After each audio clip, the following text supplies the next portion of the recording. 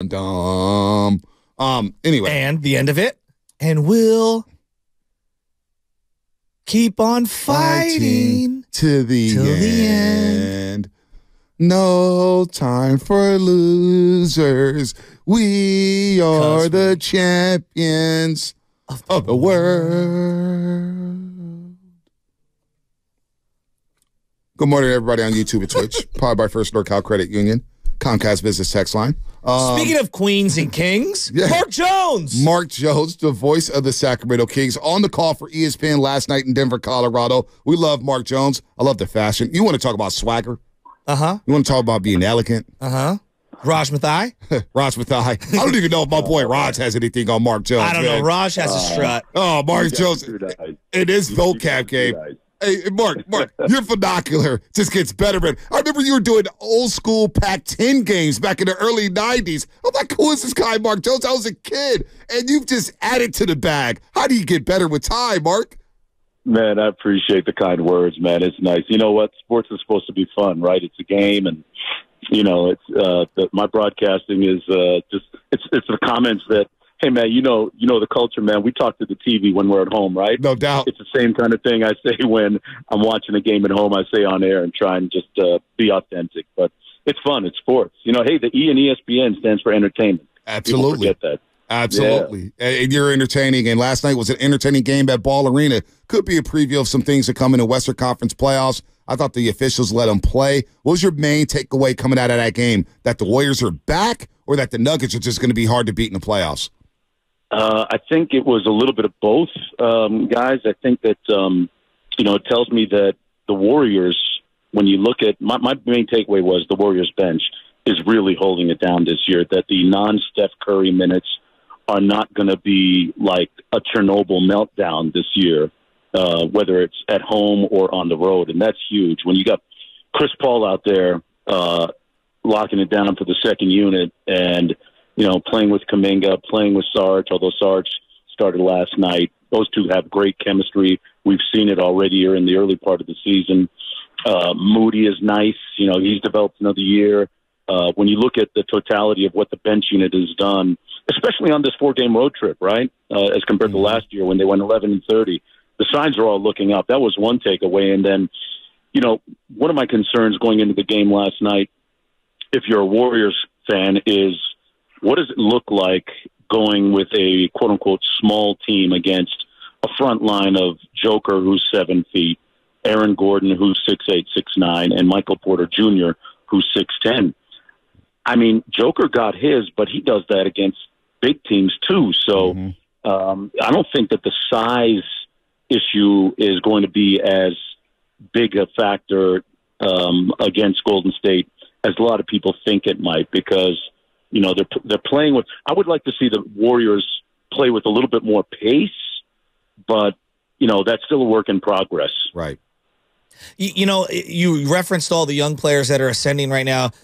Trace Jackson Davis is one that you didn't reference. I thought he had some really good minutes, but when you're going up against an all-time great, because that's what I view him as, Jokic is an all-time great. Right.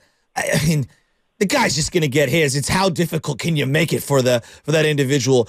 We all know Steph Curry, all-time great.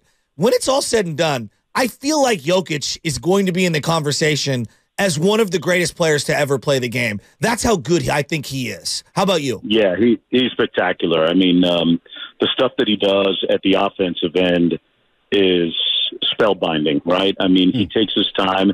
And the thing I think that people overlook with him, I love, the part that I really love about Joker's game as much as anything is his ability to just back people down and play 80s, 90s style big man basketball. Right. That does it for me. And, when all is said and done, when we get into the playoffs, guys, everybody, 3-point shooting is sexy, right? Yep. And there's only a handful of guys that you can, quote unquote, rely on to make threes. Steph Curry, Klay Thompson being a couple of them. But the real secret sauce when it comes to the postseason and winning championships is going to be found in the mid-range, A, and B on the block. And Joker has both those elements to his game. I really love to watch him play. No, he is fun to play. The Nuggets, you mentioned their front line with Gordon attacking the glass, attacking the rim. He puts so much pressure on the rim. And I know they missed Jamal Murray yesterday, but looking at the Warriors side of things, I think Andrew Wiggins may be one of the most important players. Obviously, they're not going anywhere without Steph and Curry. But to get Andrew Wiggins jump-started here, he's off to a slow start, no doubt. I did see him try to break out of it in the second half.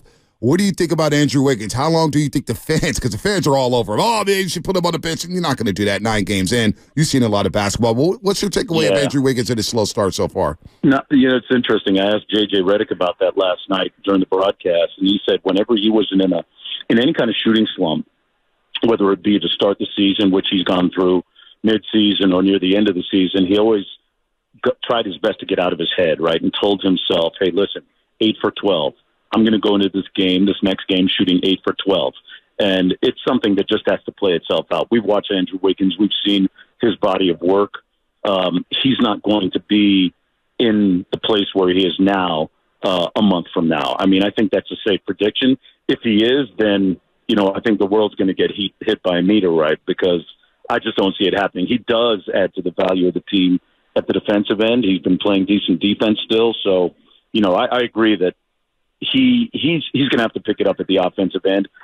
Steve Kerr has taken a couple of different tacks in trying to get him off. He's called plays for him to start games to get him engaged offensively. But then last night he kind of told me that he's just going to let Andrew play and not force the issue. So it'll come around. I think it's a matter of when, not if. I will say, when it comes back to, the overall success of the team last night, when you're talking about the Warriors, they did have great success putting Joker in space, and they scored a couple of times on the Nuggets using Steph as a pick-and-roll player. And, I know that it's not something that Steve likes to do, heavy ball screen offense with Steph, but if you make it the sauce and not the whole cake, I think it can be really impactful for Golden State. Yeah, I mean, they had both Wiggins and Kuminga diving to the hoop from the corner, and Looney was facilitating. It felt like they had Jokic in action the entire time. Jokic was getting tired. He played a lot of minutes last night. You're on there. And that's his kryptonite, right? Yeah. I mean, as great as he is at the offensive end, he's not the most mobile big guy still. He's improved, I'll say that. He's improved a lot, but you can still scheme him some at that end of the floor. Yeah, no, I'm with you on that one. I'm looking at some of the best trades over the last year or so. Obviously, Dame Lillard's going to get a lot of headlines, but the Bucks were already a really, really good team. And I know the Warriors were, I guess, decent by record stands. I mean, this CP3 trade feels like a home run for the Warriors, all right? I mean, I love it. Isn't it great? Yeah, I mean, you have another adult in the room, and you have a first ballot Hall of Famer, and he committed his first turnover last night in 5 games, which is insane. And we all know that, turnovers have been a problem for Golden State at times, especially last year. He's, I think, the underlying part of that's really going to benefit Golden State when we get to February and March is his tutelage of some of the young guys. I mean, working with Kuminga, working with Moody, the chemistry that he's already got with Saric. And, Steve has actually put in a couple of sets, a little stack pick and roll, spin pick and roll action, screen to screener, rip screen stuff with Saric and with Chris Paul to get some great open looks for both of them and great opportunities for both of them. So that, too, I think when the plane lands in mid-April that the Warriors will be a top 4 team easily in the West. Man, I'm kind of with you there. We could talk more about Sacramento. I know Sacramento, the West overall, Mark. I think the NBA is off to a great start in the early season. The in-season tournament may have added some of that intensity, but I'm looking around the league. I'm seeing the Lakers get blown out by Houston. I like the Dylan Brooks theatrics against LeBron. I think it's good for the league. It's getting back to that 80s, 90s kind of old school basketball. The Pelicans are trying to find their way. And then Minnesota. They're a sneaky good team, too. So I just think the Western Conference is going to be great, man. And where your Kings fall in, they got to get D. Fox back in a hurry, Mark. They got to get him back in a hurry here. I know, man. He's the one guy that's going to show up and give you 25 and 6 and great point of attack defense, man. Like you got to be able to trust the guy who's carrying the ball for you, right? Who's handling the ball. And Fox, we lose a lot of clutch scoring with him, a lot of leadership, and I think they just got to, keep plugging holes until he gets back. No doubt. It's really that simple, because Keon Ellis started last night, but, he's not at the stage where, you got to trust your point guard like 2-ply toilet paper. You know what I'm saying?